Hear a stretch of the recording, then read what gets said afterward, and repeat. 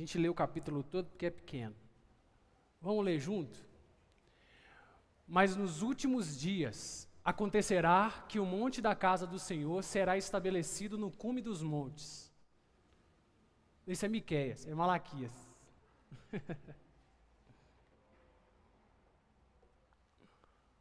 Malaquias capítulo 4. Aí. Porque eis que aquele dia vem ardendo como fornalha. Todos os soberbos e todos os que cometem impiedade serão como a palha, e o dia que está para vir os abrasará, diz o Senhor dos Exércitos, de sorte que ele não deixará nem raiz nem ramo. Verso 2.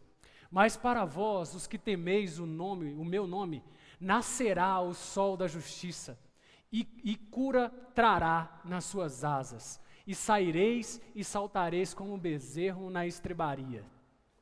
E pisareis os ímpios, porque se farão cinza debaixo da planta de vossos pés. Naquele dia que estou preparado, diz o Senhor dos Exércitos. Lembrai-vos da lei de Moisés, meu servo, que lhe mandei em Horebe para todo Israel, a saber, estatutos e juízos.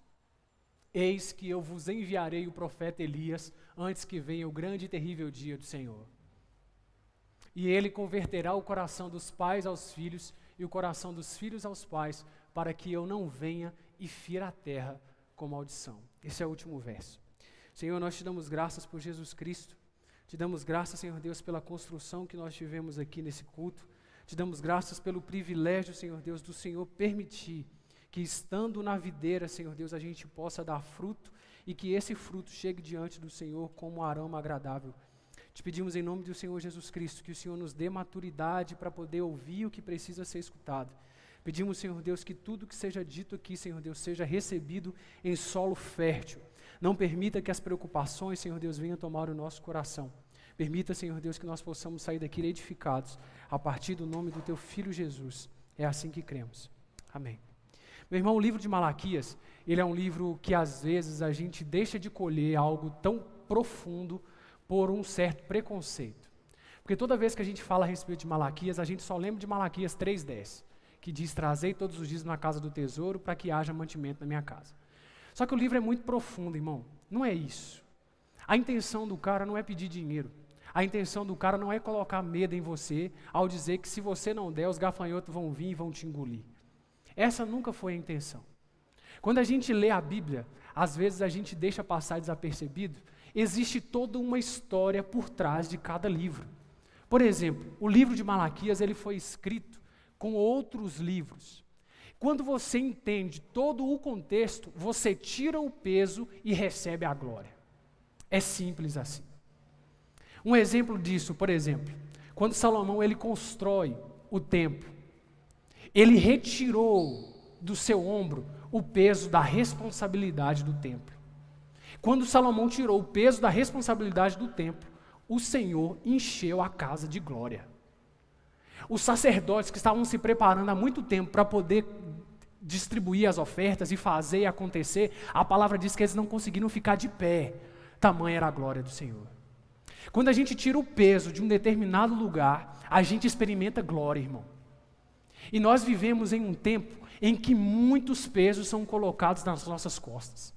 E isso não é novo, Jesus já fala sobre isso há muito tempo.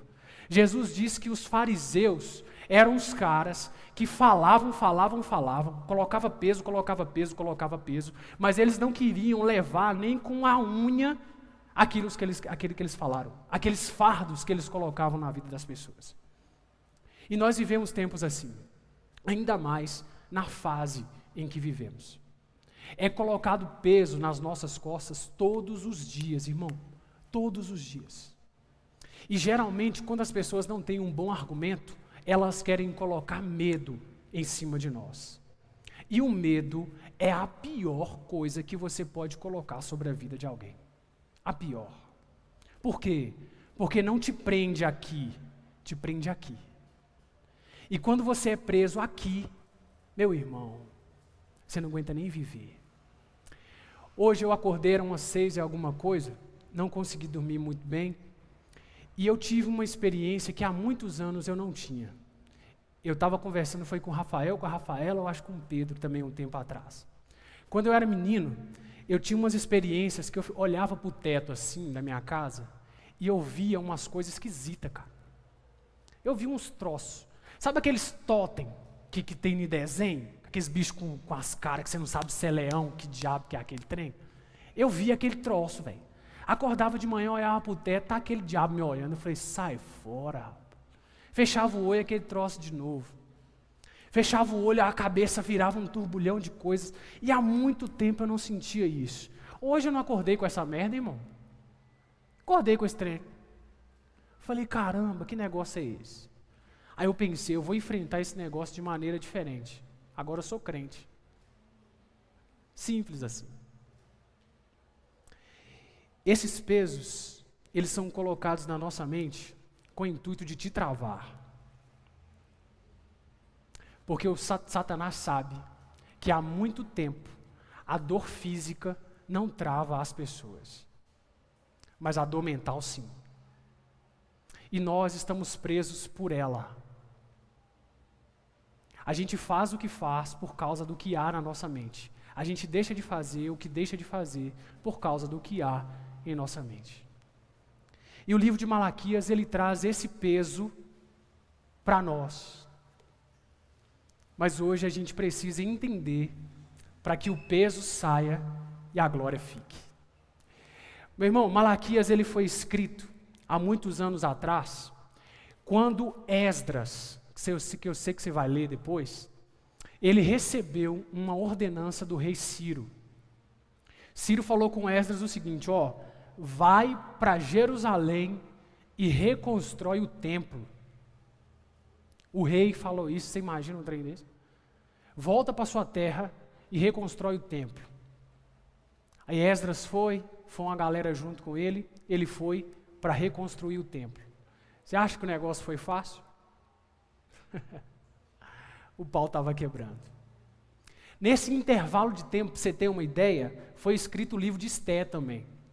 Enquanto Esdras estava viajando de um lugar para outro, Esté estava casando com Assuero, Artaxerxes. Esse nome você vai lembrar, não vai? Do filme. Esté estava casando com ele, cara. Olha só, e Esdras não conhecia Esté, ele só viu os boatos.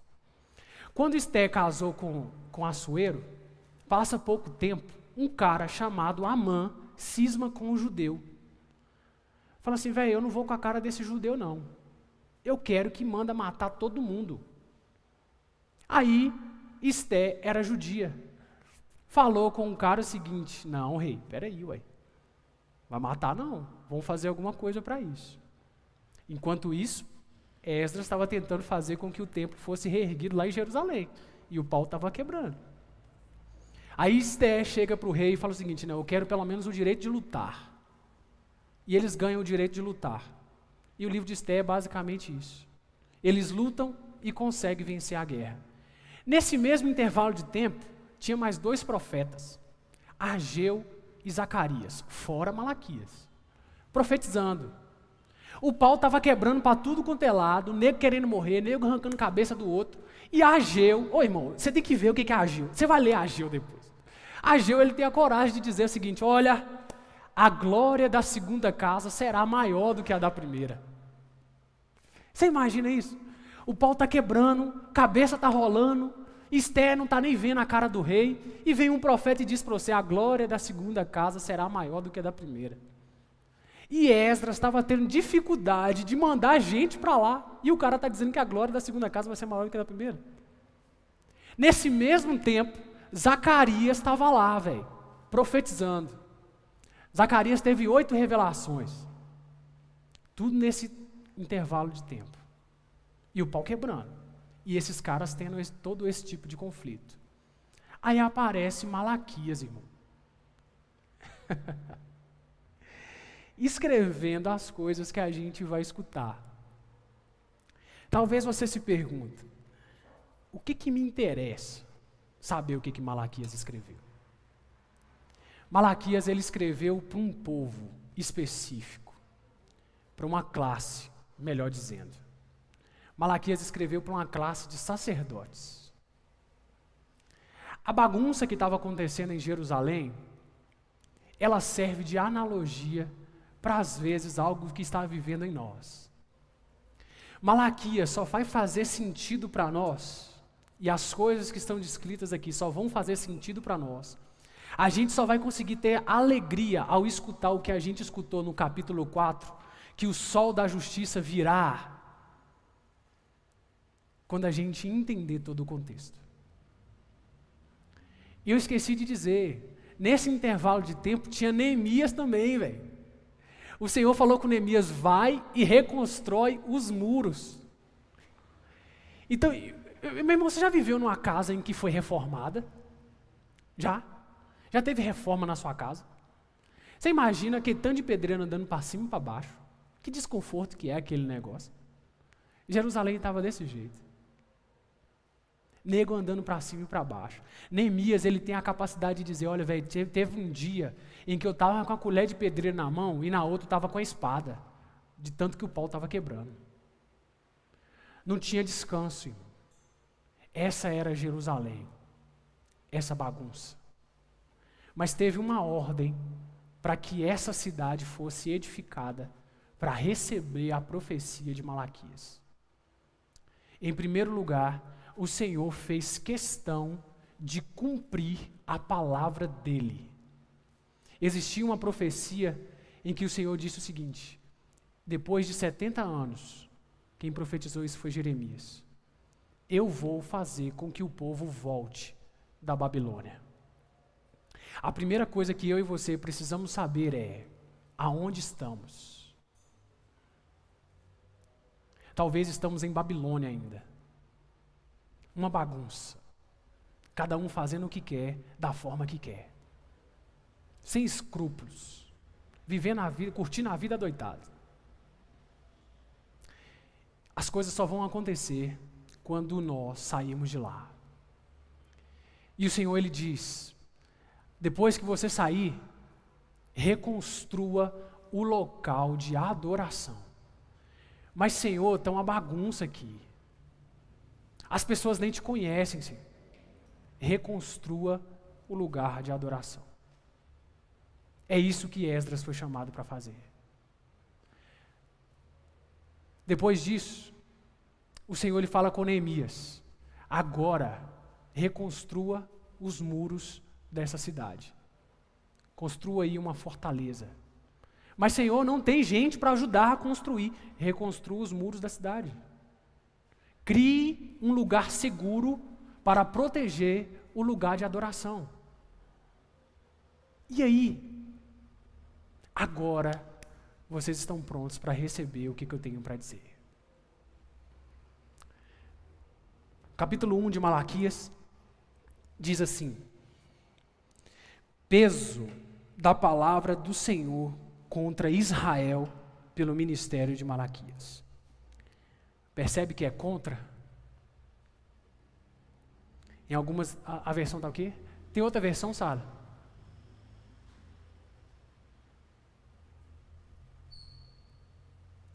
Essa é boa. Uma advertência do Senhor contra Israel. Às vezes nós acreditamos que quando o Senhor vem para poder falar, Ele irá falar a nosso favor. Mas quando está tudo bagunçado, quando precisa ser tudo reconstruído, Ele vai dizer contra você. Ô irmão, e é bom ter o Senhor contra a gente. Porque se Ele está contra, é porque Ele quer estar a favor, como diz no capítulo 4. E Ele diz que esse contra aí é para um povo específico. Ele fala... ele disse para Israel que ele ama Israel. E ele fala a respeito dos sacerdotes. Talvez você fale, não, para mim isso não funciona. Para mim isso não cabe. Só que existe uma promessa que foi dada a nós em Apocalipse capítulo 1. A palavra diz que o Senhor nos comprou para sermos esses sacerdotes, irmão. Nós somos agora esse sacerdote. Isso é bom e isso é ruim. É como uma espada de dois gumes. Por quê? Porque um sacerdote ele tinha o poder de chegar num lugar e falar com o Senhor. Só que ele também tinha a responsabilidade de representar o Senhor aonde quer que ele fosse. E aí estava o problema. O Senhor ele chegou para os sacerdotes e disse assim: eu estou contra vocês. Por quê? Porque a imagem que as pessoas estão vendo, me vendo através de vocês, não é uma imagem tão boa assim. E você precisa se preocupar com isso. E eles chegam para o Senhor e falam assim: mas como assim, Senhor? Como que isso funciona? O Senhor diz para ele o seguinte: vocês estão oferecendo a mim ofertas completamente defeituosas. Olha só. O Senhor, cara, eu acho legal, é a ironia do Senhor. Ele chega para os sacerdotes e diz o seguinte: pegue essas mesmas ofertas que vocês estão me oferecendo e oferte esse negócio para um governador aí. E espere a resposta dele. Eu quero ver como é que ele vai te responder.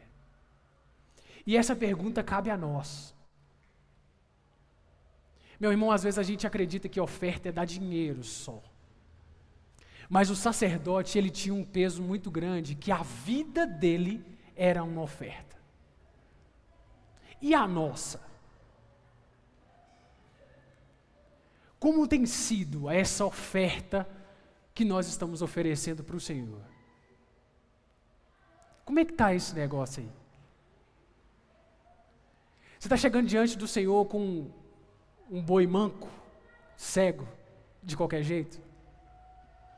E o Senhor ele faz essa pergunta: chegue do jeito que você está para qualquer um governador. Melhor, chegue do jeito que você está para um patrão, digamos assim. Sirva o seu patrão como você está servindo ao Senhor hoje. E espere o que ele vai dizer a seu respeito. Ele vai te promover ou ele vai te demitir? O Senhor é didático, irmão.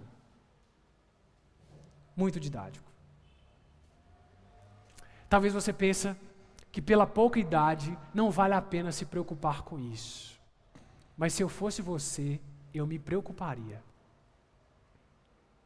Porque uma coisa você quer e eu quero. Nós queremos experimentar a glória do Senhor. Só que a glória do Senhor é experimentada por responsabilidade. E enquanto nós estivermos ofertando ao Senhor uma oferta que nem o nosso patrão quer receber, nós nunca vamos experimentar a glória da segunda casa.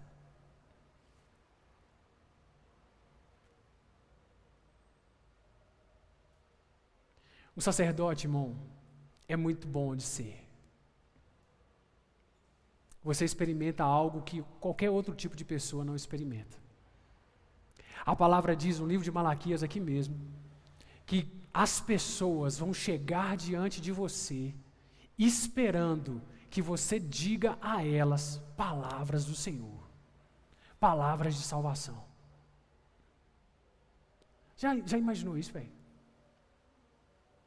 A pessoa chegar diante do Senhor, de você, desesperada, querendo ouvir a voz de Deus, e quando você abre a boca, sai que voz? Você é um sacerdote. Você aceitou esse peso. E agora precisamos assumir esse peso com responsabilidade. Enquanto não tivermos isso, meus irmãos, a gente não vai viver uma transformação de uma casa, de uma segunda casa gloriosa. A gente não vai conseguir viver. Precisamos restabelecer o templo que foi construído em nós. E precisamos fortalecer as muralhas que foi propostas para a gente nos proteger. Quando Neemias estava construindo as muralhas, tiveram algumas pessoas que olharam para eles e falou o seguinte: Neemias, quando uma raposa passar por dentro desse buraco aí, esse muro vai cair, velho. ninguém dava moral pro cara. E você, irmão? O que você tem escutado das pessoas quando você diz a ela que você está fortalecendo seus muros? Elas têm te dado credibilidade ou não?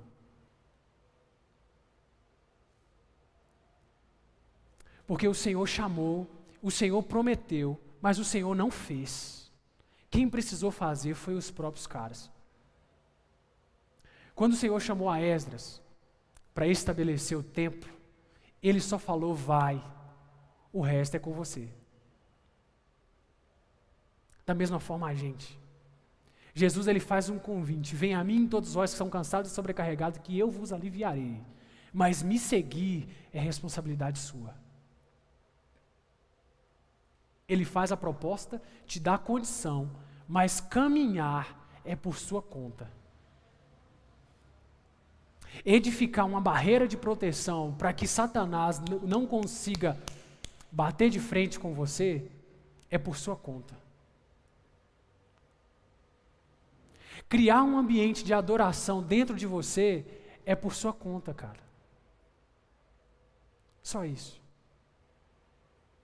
A maioria aqui não é casado. Não sei se todos já namoraram. Mas se você percebeu uma analogia, quando você está namorando, geralmente, hoje não dá para fazer isso como regra, mas geralmente você vai para um ambiente que foi preparado por alguém para você conseguir namorar. Por exemplo, um parque, um cinema, a Lagoa da Pampulha. Um lugar que foi preparado por alguém. E você só chega ali e faz seu serviço. Agora, quando você casa, você é obrigado a construir o ambiente do relacionamento. Você vai ter que alugar uma casa, você vai ter que trabalhar para pagar suas contas. Você é obrigado a construir esse relacionamento. A mesma coisa é com o Senhor. Quando Jesus ele trouxe a notícia, a partir de hoje vocês não são mais servos, vocês serão filhos de Deus. Ou ele diz em algumas versões, meus amigos. Para muitos é uma boa notícia, para outros é uma péssima notícia. Por quê? Porque o servo, irmão, por mais ruim que possa ser, ele não esquenta a cabeça com nada. Ele só obedece. Se você acha ruim hoje obedecer, eu te aconselho ser líder de alguém, para você ver como é ruim. Falar uma coisa e a pessoa não fazer. Você pede fulano, fulano faça isso, e fulano não faz. E se der errado, a culpa não é do fulano que é seu servo, a culpa é sua. Isso é líder. Isso é liderar. E Jesus ele diz, vocês não são mais servos a partir de hoje. Hoje vocês são amigos. O que isso significa? Você precisa construir um ambiente para o relacionamento com o seu Senhor. Ou com o seu amigo. Não mais Senhor. Quando o Senhor ele tira a nossa qualidade de servo, de qualquer outro tipo de coisa, e nos dá o título de sacerdote, Ele te dá um peso de responsabilidade muito grande. Ele está dizendo o seguinte, a partir de hoje, ninguém mais vai oferecer sacrifício em seu lugar. Se vira. Ninguém mais vai atrair a glória de Deus. Se vira. Ah, Senhor, se vira, velho. Só que você pode atrair a glória e experimentar a glória do Senhor. Meu irmão, é a melhor coisa que você pode experimentar na sua vida. Algumas pessoas experimentaram, e uma delas foi o próprio Davi. E no dia que ele experimentou, ele escreveu um salmo, dizendo, eu não quero nunca mais sair daqui. Nunca mais. E às vezes a gente canta, né? Isso. Eu não quero mais sair daqui. Porque, irmão, é absurdo e bom ao mesmo tempo. O Senhor, Ele diz aos sacerdotes, algo muito triste no capítulo 2. Ele fala, ó, a oferta que vocês estão me oferecendo, eu não quero esse negócio não. A ponto do Senhor dizer, será que não tem ninguém para poder fechar as portas desse templo? Porque eu não estou aguentando mais ver o incenso aceso nesse templo. Você já imaginou o Senhor dizer isso, irmão? Alguém que buscou a adoração de um povo durante todo o tempo, não porque ele precisa, mas porque o povo precisava. Quando a profecia se cumpre, o povo volta, está todo mundo muito feliz, ele diz o seguinte, não tem ninguém para fechar as portas disso aí não? Por quê? Porque quando o fogo no altar estava aceso, é um mandamento do Senhor em Levítico. A palavra fala que o fogo não deveria se apagar. O que isso significa? Antes disso, quem respondia com fogo era o próprio Deus. Você vai lembrar de Abraão. O Senhor ele fala com Abraão, Abraão vai lá e oferece para mim um sacrifício. Abraão ofereceu o sacrifício, o Senhor foi lá e mandou fogo do céu. Você está lembrado dessa história? O que era o fogo? Era o Senhor dizendo sim para o povo. Quando Elias estava no monte com os profetas de Baal, ele preparou todo o sacrifício, e o Deus que respondesse com fogo era o Deus verdadeiro. Quando o Senhor responde com fogo, é ele dizendo, ó, curti Elias, top demais. E o Senhor, ele é muito corajoso, velho. O que ele faz? Ele fala para o povo, ó, eu vou confiar a vocês o direito de dizer sim para mim. Toda vez que o sacerdote ia lá e queimava o sacrifício que o povo trazia, era o Senhor dizendo, eu estou te dando o direito de dizer sim para mim. Já parou para ter noção dessa responsabilidade? Então toda vez que o fogo estava aceso no altar, as pessoas de fora olhavam para aquilo lá e estavam dizendo, olha lá, ó, o Senhor está dizendo sim para Israel. Toda vez que o fogo apagava, ó, o Senhor está dizendo não para Israel. E não importa como o povo estava, se o fogo tivesse aceso, o Senhor assumiu o risco de dizer, eu estou dizendo sim para vocês. A palavra fala que os filhos de um dos sacerdotes estavam pegando as carnes que estavam chegando e fazendo festa, irmão. E brincando, e acontecendo, e tal coisa, e aquilo todo. E o fogo está aceso. Mas peraí, Senhor, o Senhor mudou? Não. Eu só dei a vocês o direito de dizer sim para mim. E o Senhor não volta atrás da sua palavra. Israel estava como se fosse a escória da sociedade. Mais para frente o Senhor está dizendo que os sacerdotes, sabe qual que era a vontade do Senhor? Está escrito aqui, de pegar as fezes dos animais e passar na cara do sacerdote. Olha o que o Senhor queria fazer. Só que o fogo estava aceso. O Senhor queria, mas não podia. Nós, com o peso do sacerdócio que foi colocado nas nossas costas, por o fogo ainda está aceso, nós estamos acreditando que o Senhor está dizendo sim e aprovando, rindo de canto a canto para as nossas atitudes e os nossos sacrifícios. O fogo aceso, infelizmente, não significa aprovação mais. Tanto é que Jesus ele vai dizer que naquele dia ele vai colocar bodes de um lado e ovelhas de outro. E os bodes dirão para ele, mas Senhor, nós não profetizamos em seu nome? Nós não curamos enfermos em seu nome? Aí ele vai dizer, apartai-vos de mim, malditos de meu Pai, eu nunca vos conheci. Mas peraí, velho, nós não experimentamos o fogo. O fogo não estava aceso? Estava. Só que ele não estava aprovando. Meu irmão, é bom ser um sacerdote, mas é perigoso ser. E não fique com medo de ser. Por quê? Porque o sacerdote irá solucionar os problemas de uma nação, se ele quiser. Hoje a igreja está inchada, não grande. E mais do que nunca, a gente precisa fortalecer os muros do nosso lugar de adoração. Porque do seu lado pode ter alguém que está olhando para você e dizendo: se passar uma raposa desse muro seu aí, ele cai. Nós escutamos coisas horríveis a nosso respeito todos os dias. E se nós não estamos escutando agora, nós escutamos palavras antigas. Muita gente disse muita coisa a nosso respeito, irmão. E ainda diz. Ou você acha que não? Tem gente que olha para você e acredita que você não vale nem um tostão. Tem gente que olha para você e acredita que você não vai passar dos 18 anos.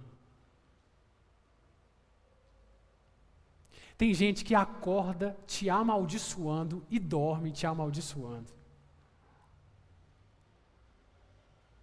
Talvez são pessoas próximas. E você não tem domínio nenhum sobre as palavras dessas pessoas sobre a sua vida. Elas vão continuar falando o que elas querem. Mas você pode construir um muro capaz de tolerar e de guardar o seu lugar de adoração. Você vai ter que lutar, meu irmão, para não ser o que essas pessoas estão dizendo que você vai ser.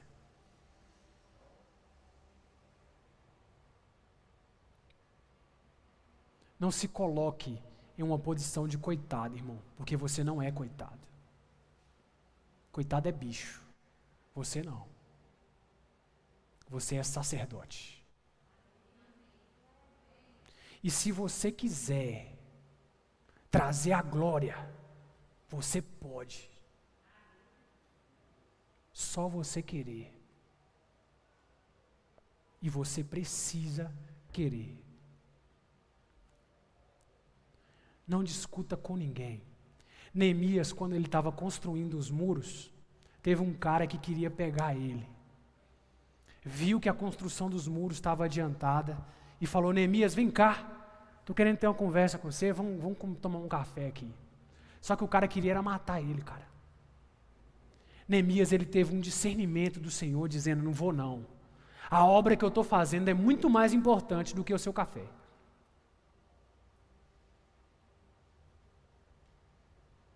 E você precisa ter esse discernimento. Existem pessoas que estão querendo reunir com você para te tirar da obra que você está construindo. E se ela conseguir uma única reunião com você, ela vai fazer com que essa obra que você está construindo pare. E se parar, meu irmão, já era. Meu irmão, existe muita gente na terra e muita gente que você conhece que não sabe o que você sabe.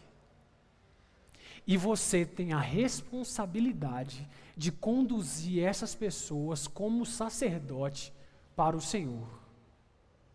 Então, resumindo, se você parar, essa galera toda para. Já parou para pensar nisso? Então você não tem o direito de parar. Você não está construindo o muro de uma casa. Você está construindo o muro de uma cidade. É totalmente diferente. Você não está construindo um templo para uma família. Você está construindo um templo para um país. É muito diferente. Tem muita gente olhando para você. E talvez você não acredite nisso. Mas lá na frente você vai ver o peso que você tem diante dessas pessoas. E no capítulo 3, o Senhor ele começa a entornar um pouquinho o caldo. Ele diz: eis que eu envio o meu anjo que preparará o caminho, e de repente virá ao seu templo o Senhor, a quem vós buscais, o anjo do concerto, a quem vós desejais. Eis que vem o dia do Senhor. A partir do capítulo 3 agora, o Senhor ele vai tratar a respeito de uma profecia para o futuro. Em Malaquias, no capítulo 3, no verso 10, o texto que a gente gosta tanto de falar, o Senhor ele não está pedindo para que as pessoas tragam coisas, recursos, dízimo. Porque se você não percebeu, as pessoas já trouxeram. O povo, quando ele saiu de Babilônia, eles trouxeram muita coisa, irmão. Muita coisa. Quando o Senhor está dizendo, tragam os dízimos à casa do tesouro, Ele está dizendo que o que aconteceu em Neemias, e você vai ler isso depois. Os caras estavam construindo o templo. Depois que o templo ele foi todo construído, depois que Esdras mais Neemias lutou para botar ordem na casa, os caras que estavam zombando deles, os sacerdotes que tinham a obrigação de fazer com que tudo funcionasse, pegou os zombadores e colocou para morar dentro da casa do tesouro, irmão.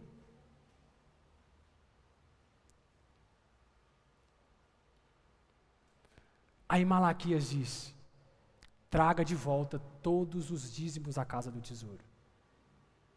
Você imagina que isso aqui é o reservatório da casa do tesouro do templo. A nação inteira trouxe recursos para cá. E o cara chamado Sambalate casou com uma mulher.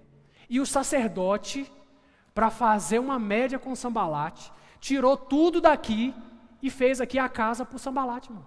Só para fazer média. Você entendeu? O que nós podemos fazer? O sacerdote, ele tem o poder de organizar a casa do jeito que ele quer. Inclusive, colocar alguém que nunca acreditou nele para morar no lugar mais importante do lugar. A casa do tesouro. Por isso que o Senhor está invocado com esse sacerdote. O que eles fizeram? Sacerdotes, vocês são responsáveis por cuidar do órfão, da viúva e do necessitado. Tem tudo aí para você fazer. E o que você está fazendo? Ah, Senhor, eu estou fazendo média com o Sambalate. É o quê?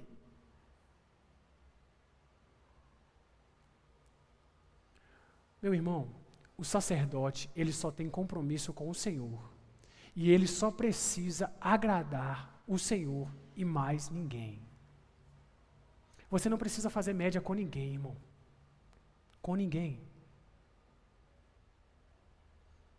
O lugar mais profundo do nosso coração, o lugar mais importante do templo que somos nós estamos entregando a alguém para que nós consigamos fazer média.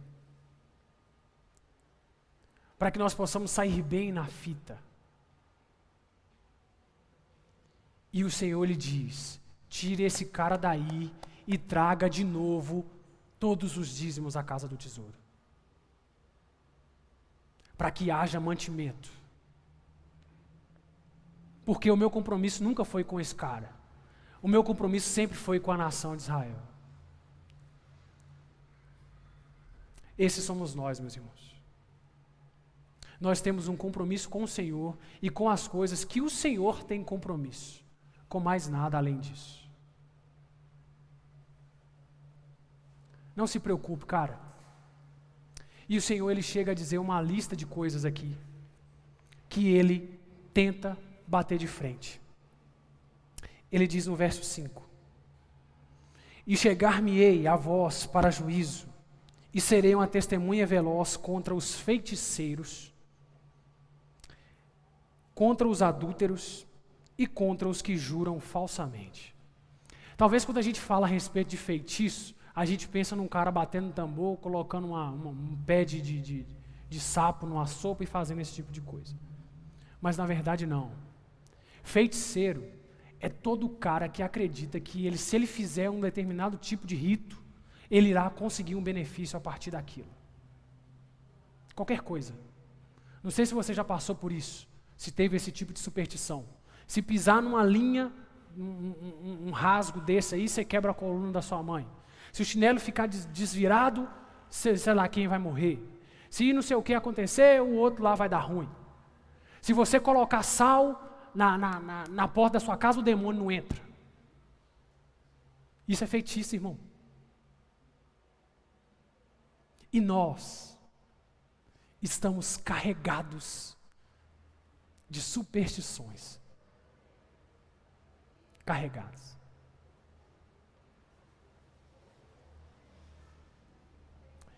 Cara, que o Senhor me dê coragem. Mas Malaquias, ele traz a maior das superstições que nós carregamos. Quando você escuta, trazei todos os dízimos à casa do tesouro para que haja mantimento. E se você não levar, o gafanhoto vai vir e vai comer. O que vem na sua mente? Quando as coisas dão ruim na sua vida, o que vem na sua mente? Quando tudo dá errado na sua casa, quando até o sal acaba, o que vem na sua mente? Qual que é a superstição que você criou? A primeira coisa que você vai fazer é procurar o que você não está fazendo. Velho, eu acho que eu não li a Bíblia hoje não. Velho, eu acho que eu fiquei uma semana sem orar.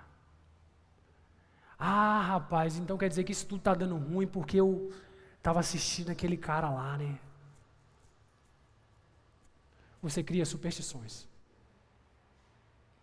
E essas superstições que nós criamos impedem de termos um relacionamento íntimo e sincero com o nosso Deus. Porque se você não percebeu, o primeiro versículo e o primeiro capítulo do livro de Jó é o próprio Deus elogiando Jó, dizendo que Jó era um homem íntegro e reto e temente ao Senhor. E o resto do livro de Jó é só paulada na costela de Jó. Espera aí. O que aconteceu com Jó, gente? Superstição. E Jó, quando ele chega diante do Senhor, ele chega dizendo, Senhor, mas eu não fiz isso, mas eu não fiz aquilo, mas eu não fiz aquilo. Por que isso está acontecendo comigo? Mas Senhor, eu sou dizimista fiel. Por que está acontecendo isso comigo? Mas Senhor, eu dou oferta. Por que está acontecendo isso comigo? Mas Senhor, eu andei no vale de sal. Por que isso está acontecendo comigo? Mas Senhor, eu coloquei o copo d'água em cima da geladeira, da televisão. Por que está acontecendo isso comigo? Toda vez que nós colocamos um rito, nós estamos fazendo um tipo de feitiçaria. E o Senhor terá um encontro conosco. Até hoje, você era tido como inocente. A partir de agora, não mais. Qualquer tipo de rito que você fizer a partir de hoje, será responsabilidade sua. A palavra diz que o Senhor nos perdoará pelo tempo de ignorância. Mas depois que a gente sabe, acabou. Somos sacerdotes, irmão. E o único rito que o sacerdote faz é aquilo que o Senhor manda fazer. Só. Por quê? Porque o Senhor se responsabilizará pelo rito que Ele mandou fazer. A palavra diz que os sacerdotes, eles estavam cansados das coisas que eles estavam fazendo. Cansados. E toda vez que eles iam praticar o rito que o Senhor mandou eles fazerem, eles faziam um chacota. Pelo amor de Deus. Estou aguentando isso mais não. Zombavam do rito que o Senhor mandou fazer. Só que eles queriam fazer o rito que eles acreditavam ser o melhor. Para mim ter um bom relacionamento com um cara, o que eu preciso fazer? Eu preciso fazer uma média com ele. Para mim ganhar uma cidade, o que eu preciso fazer? Eu preciso casar com a filha do cara da cidade. O Senhor mandou fazer? Não. Mas é um rito que você criou para poder fazer. Meu irmão, quando tudo estiver dando errado, ou quando tudo estiver dando certo, se preocupe com os dois. Porque um e o outro não significam absolutamente nada.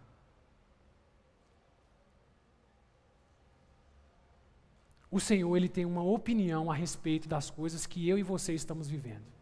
Seja ela boa ou seja ela ruim. Antigamente os caras queriam colocar o Senhor dentro de uma caixinha, principalmente os fariseus. Quando tudo estava dando certo, o Senhor está aprovando. Quando tudo estava dando errado, o Senhor está desaprovando. E não é assim. No livro de Salmos, capítulo 1, diz que a árvore ela foi plantada diante de um rio, perto de um rio. E essa árvore, ela dava fruto no tempo certo. O que isso significa? Tinha um tempo que dava fruto, outro tempo não dava. Você e eu não somos obrigados a dar certo todo dia, irmão. Só que nós somos obrigados a entender se estamos ou não no lugar certo. E para saber isso, só o Senhor para nos ajudar. E nós fechamos no capítulo 4 de Malaquias. O Senhor dizendo: eu vou enviar o Elias antes de tudo. E Jesus, ele diz que João Batista é esse Elias. Ele veio para preparar o caminho do Salvador. E é por causa dele que estamos aqui. É por causa dele que isso aqui faz sentido para nós. É por causa dele que nós recebemos o título de sacerdote. Antes disso, a gente era só boca suja. Só. É por causa dele que nós temos livre acesso ao Senhor. Mas também é por causa dele que nós vamos chegar diante do Senhor indesculpáveis. E nós vamos chegar. Você acreditando ou não. Chegaremos no dia, no grande tribunal do Senhor. E quando a gente sonhar em abrir a boca de dizer: mas eu pensei que eu estava aprovado. Por quê? Tudo estava dando certo. Eu pensei que eu estava desaprovado. Por quê? Porque estava tudo dando errado. Você procurou saber a opinião do Senhor a respeito desse assunto? E ele diz, como conselho, no último verso: e converterá o coração dos pais aos filhos e o coração dos filhos a seus pais, para que eu não venha e fira a terra com maldição. Esse texto, ele é único no meio de uma série de profecias. É como se o Senhor dissesse: você quer ficar vivo até que a profecia se cumpra? Então converta o seu coração ao seu pai, e pai, converta o seu coração ao seu filho, para que eu não fira a terra. Meu irmão, das coisas que você ouviu, se você não quiser ouvir nada, eu te peço, por favor, ouça só isso. Filhos, honrem seus pais. Pais, não despertem a ira nos seus filhos. Por quê? Porque se vocês tiverem atrito e contenda, o Senhor irá ferir a terra por essa causa. Ele tolera tudo, tolera muita coisa, mas não faz isso não. E nós, que recebemos o título de sacerdote, se os nossos pais ainda não conhecem o Senhor, nós temos a obrigação de honrá-los 3 vezes mais. Por quê? Porque a responsabilidade é de quem sabe.